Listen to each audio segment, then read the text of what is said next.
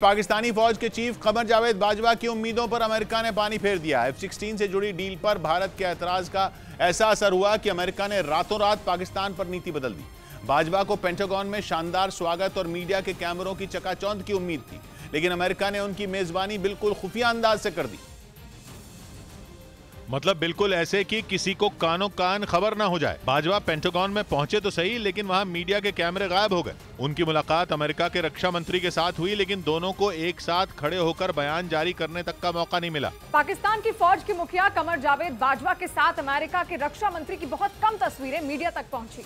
America के रक्षा मंत्रालय ने केवल 2 लाइनों का बयान जारी किया।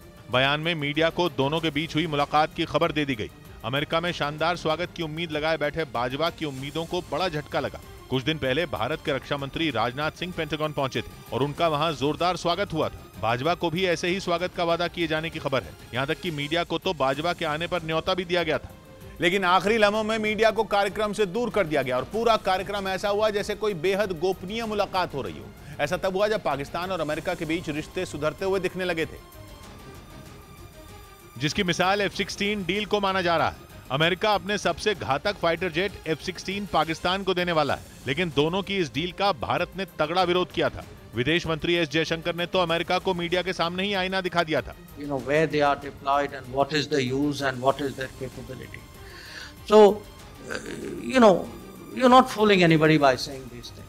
भारत की तरफ से इतने तीखे जवाब की उम्मीद शायद अमेरिका ने कभी नहीं की होगी। अमेरिका दशकों से इसी तरह गुपचुप तरीके से पाकिस्तान के हाथ मजबूत करता रहा है। माना जाता है कि अफगानिस्तान में छिपे अल जवाहिरी के एनकाउंटर में पाकिस्तान का हाथ था।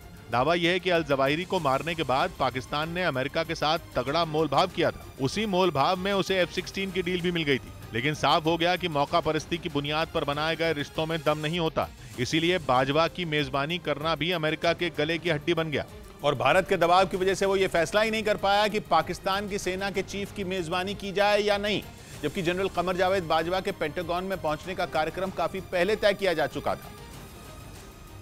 लेकिन भारत की एक शिकायत के बाद अमेरिका के सुर बदल गए। माना जाता रहा है कि अमेरिका के लिए पाकिस्तान कई कारणों से जरूरी है।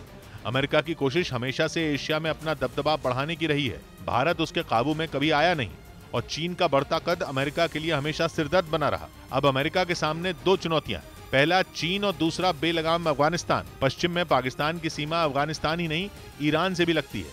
इसीलिए अमेरिका की कोशिश पाकिस्तान को हमेशा अपनी मुट्ठी में कैद रखने की रही है। ऊपर से पाकिस्तान की कंगाली का हाल ऐसा कि अमेरिका से मिली थोड़ी सी भीख उसे बेईमानी करने पर मजबूर कर देती है।